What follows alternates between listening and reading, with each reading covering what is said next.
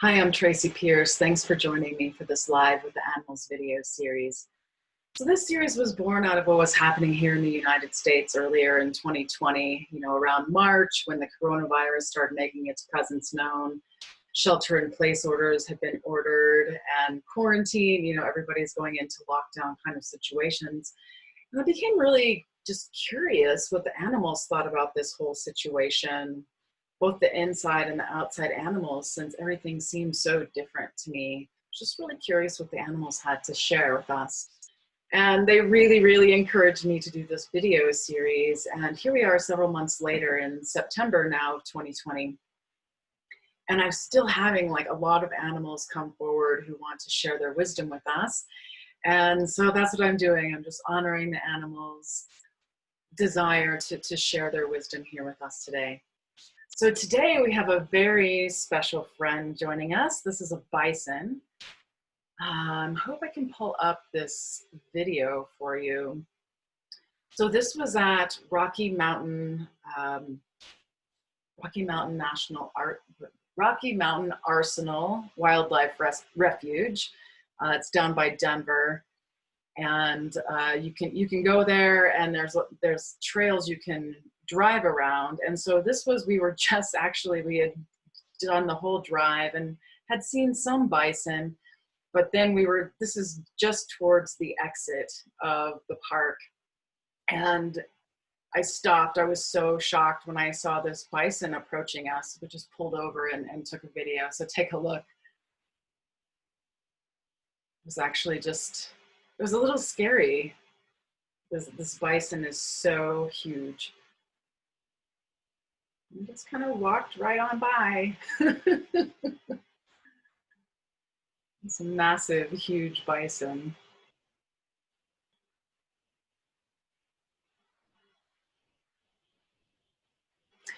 All right, so let's share the picture that we're gonna watch him here and do the communication.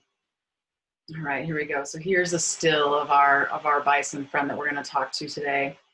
All right, so if you're joining me live on Zoom and you have questions, on the bottom bar of your Zoom, there should be a little button that says chat. If you have questions, just type them in there. If you're joining me on Facebook, just type your questions into the comments section. All right, I'm just gonna get quiet and start tuning into this bison and see what it would like to share with us today.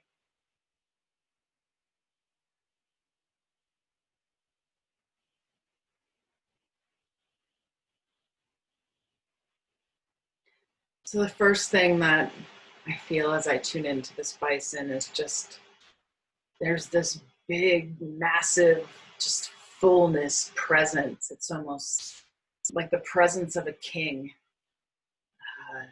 How he's holding himself, like he has a very dignified kind of energy.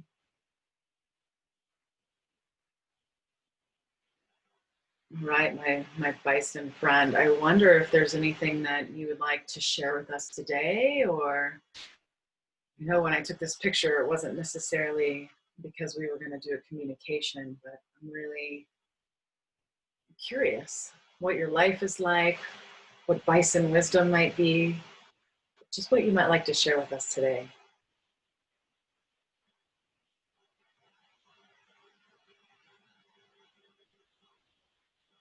So it's showing me its connection to the earth element. It's interesting. That's been kind of a theme lately. Animals showing me what elements they feel themselves most associated with.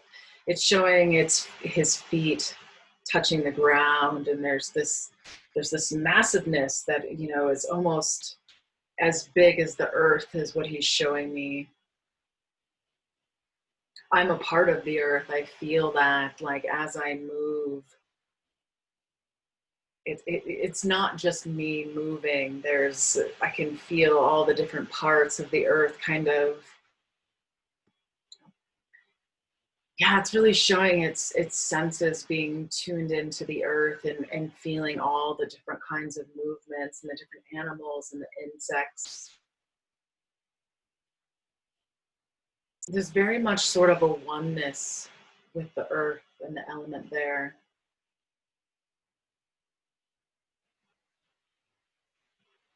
Yeah, people who could use bison energy in their lives. He's saying, you know, it's people who need to take a stand for something. So it's kind of pointing at its horns a bit and showing how, you know, it's not my preference to necessarily use my horns to get my way, but sometimes I will. It's like I have to discern when it's appropriate to really attack and go after something with my horns, he says. Okay.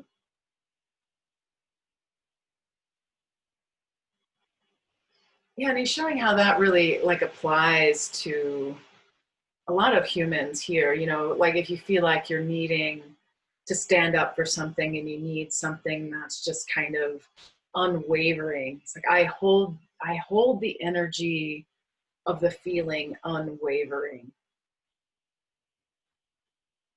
Like if you see like just he's pointing back to the video I just showed, like when you saw me walking along the road, there was no way you were going to approach me. Well, you would have been really stupid if you had. Like just the feeling of the power of my presence moving, like that's the kind of power and energy people who need support to stand up for something tune into the bison, and we can provide that sort of unwavering diligence, kind of moving forward no matter what kind of energy for you. Yeah, the bison is pointing to something happening in my own life where me tuning into the bison could be very, very helpful for me and what's happening in my life. Yeah, I feel that. You know, when you say that, I'm really drawn to feel like your belly energy. There's something that feels so grounded. And I wonder, is there any messages about belly energy that you have for us? There's a lot of power that comes from there.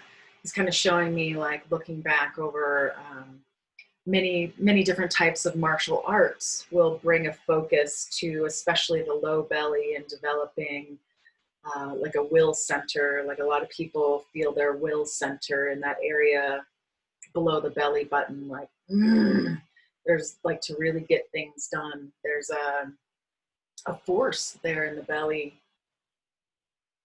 showing like people who are in touch with that force are really lucky. He says that, well, and it's not really just luck. You know, some people really develop this like through martial arts or their spiritual practices. He's showing like people's past lives. Like some people might come into this life and just have this belliness, this fullness in their belly. But and he's showing like they must have worked on something in past lives. There's some, it's like the being in touch with your belly energy is a real cultivation. As you know, it's the same being present in your heart. Like,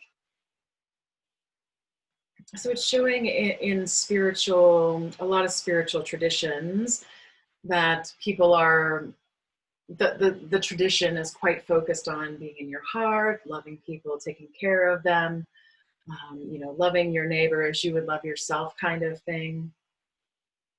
But that is, he says some people have a real hard time tuning into their hearts. Their hearts could be very closed if they had a lot of heartbreak in their life when they were younger. Saying any kind of cultivation of those energy centers, really, it takes some conscious awareness. And a lot of people skip over the belly energy. It's scary. Like look at how many people are scared of animals as big as me. Like even you, Tracy, you were scared of me when you saw me. Yes, I was a little concerned that you might, you know, just run at the car or something. I've seen, you know, many safari kind of videos, if you will, of animals charging vehicles and things like that. Well, he says, why didn't you trust me? I just don't know you. I don't know what kind of, what you might have been drawn to, or something that we might have been doing. I think we were the first car on the line that stopped, and there ended up being some more vehicles. And I wonder, is that something that you're used to, like seeing the vehicles and the visitors to the park? Well, yes, I'm getting quite used to seeing them, but generally I don't pay them too much mind. Like, they're really impressed with me, but I'm just not impressed with humans generally. It's like, I'm as big as some of their cars, he's saying. And like, they're here to see me. I'm not here to see them. Okay, that's interesting. So you're not, it sounds like you're just not really interested in interacting with humans generally. Well, I wouldn't say it's really one way or the other. Like, I don't go out of my way to avoid humans, but I also don't go out of my way to impress them and show off and do anything for them. Okay, we've got a question coming in for you. So I know that the native peoples really revered the bison and had a close relationship with them. What can you tell us about this relationship and how things are now with humans and bison?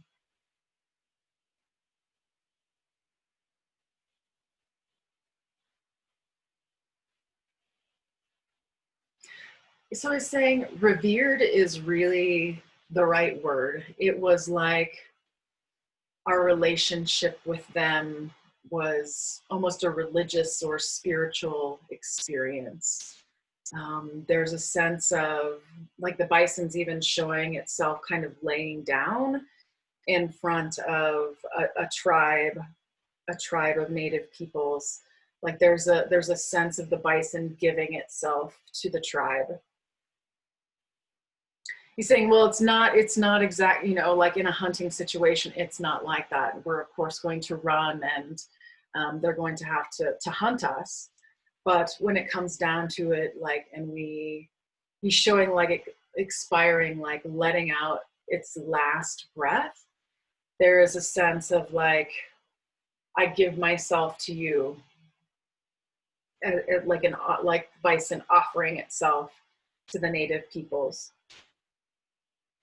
He's showing like native peoples praying around the carcass of the bison, like praying, and there's special rituals. And he's showing this is so different from how people treat livestock or animals that they're raising for meat or other products now.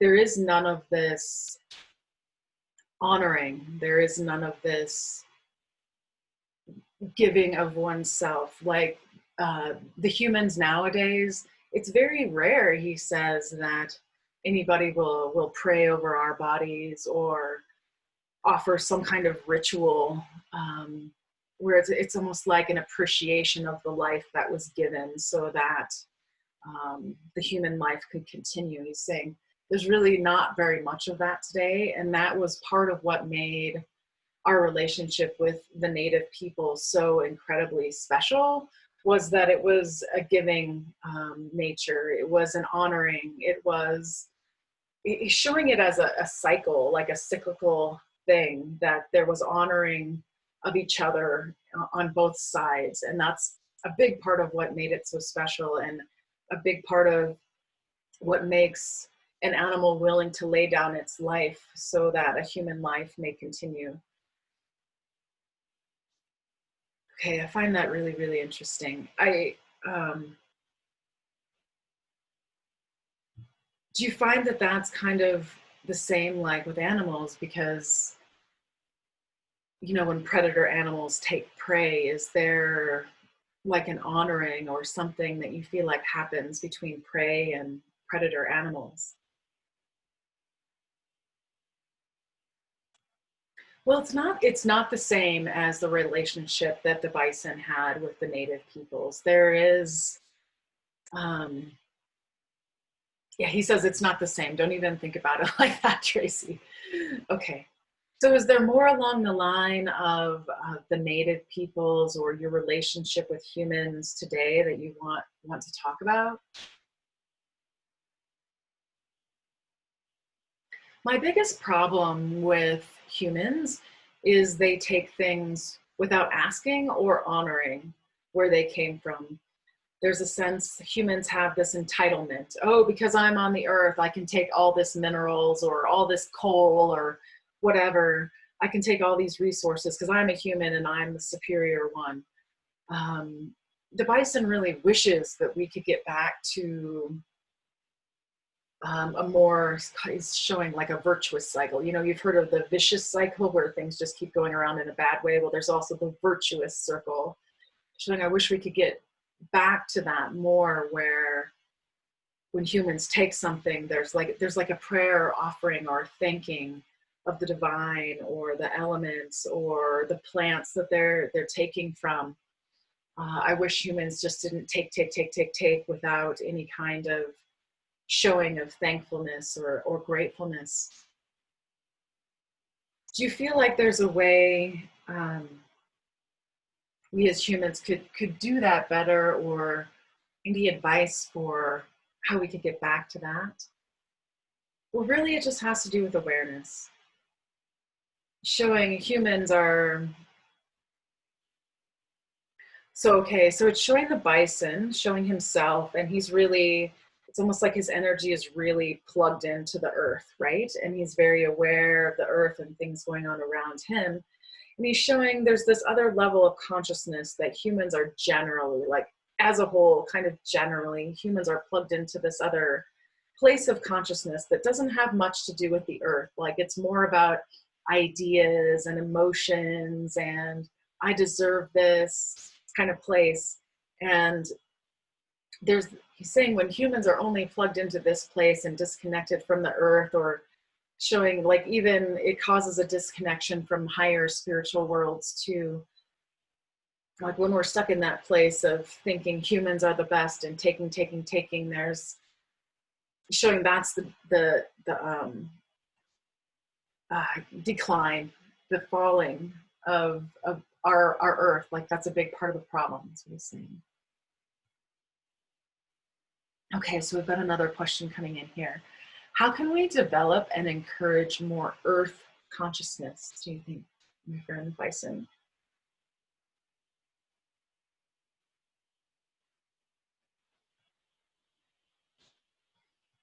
Well, we've kind of got ourselves in a bit of a conundrum right now, he's showing.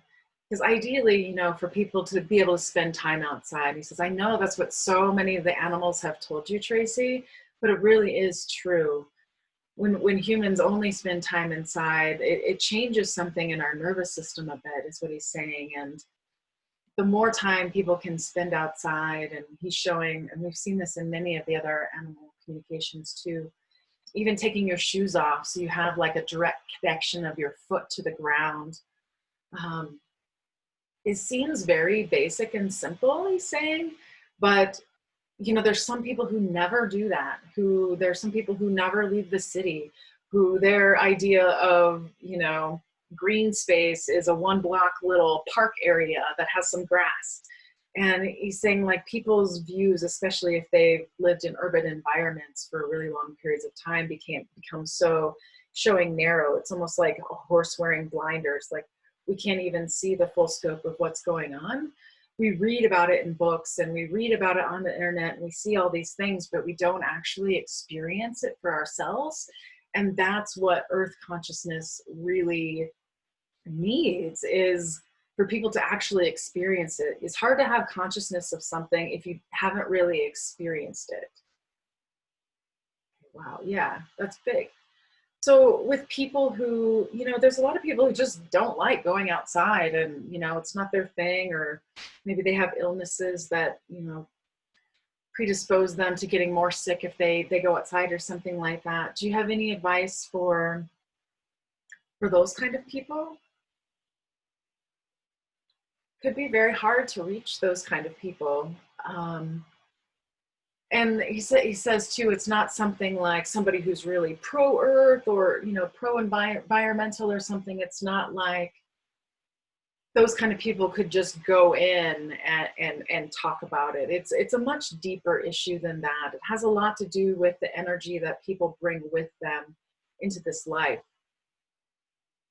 This bison is showing there's becoming, and this has always been a thing, he says, like, you know, they call like the dregs of society, where it's not like a judgmental thing of class or anything like that in the world, but it's more like people who are falling away from any kind of spiritual path, and they just become entirely focused on the material world. You know, that might have to do with money, but, you know, like so focused on the physical world only being the real thing that it allows for absolutely no concept of mystery. Like there are no mysteries. Everything can be solved by an equation or math or something, which may be true, but people who are locked into this way of thinking that it's like that's a really tough situation. Saying it might take something really major or like shaking up for somebody like that to really develop some kind of earth consciousness. It's a difficult thing, he says. I'm going to check for any more questions here. All right, we're coming to the end of our time here, my bison friend. I wonder if there are any last words of wisdom you want to share with us, or anything you want to share with our viewers.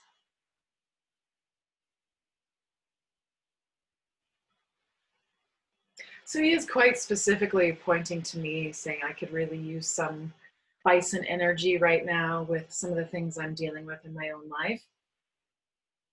It's really encouraging me to keep tuning into the bison. He's like, that's why you picked me, even though you took this picture almost a year ago. You need me in your life right now. All right, we've got one final question coming in for you too, my bison friend. How can those of us who already have some earth consciousness increase that consciousness?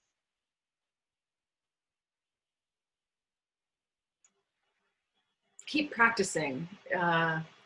Seems like the core of it. Like keep doing these things. Keep being really conscious when you're going for a hike. He's showing. So say you're going for a hike with a friend or a group of friends, saying, what would it be like to go on your hike in silence, instead of doing the blah blah blah blah blah blah blah that sometimes can happen when you go on a hike. I'd really encourage you to take some time in silence to experience these things. It's like maybe you take a friend with you who is also has some earth consciousness, and it might be you could do your hike together and do it in silence, and then at the end share everything that you noticed, like bringing more awareness. He's saying, so you don't have to do it in silence there, but there can be a way of positioning your awareness such that, like, as you're hiking, you're not talking about the blah blah nonsense stuff, but maybe you're talking about these things that really matter, or things about the earth, or things that are around you. There's a way of bringing even more consciousness to everything that you're doing, really. Yeah, as you describe it, it just kind of feels like an amplification, like keep it almost reminds me of, you know, how they say meditation, you got to do it every day. You know, just doing meditation once a week is probably not going to cut it, but there's something about the regularity of it and bringing awareness when you're there. Oh, that's so beautiful. Thank you so much. All right, my bison friend, thank you so much for chatting with us here today. These animal communication sessions are always so much fun for me, and I hope they are for you as well. If you've missed any of the previous sessions, go ahead and check them out on my YouTube channel. I've recorded most of them and posted them there. And I'll be doing this for the foreseeable future. Who knows how long this will continue to go on, but I hope you'll join us again sometime. And until that time, take care and be well.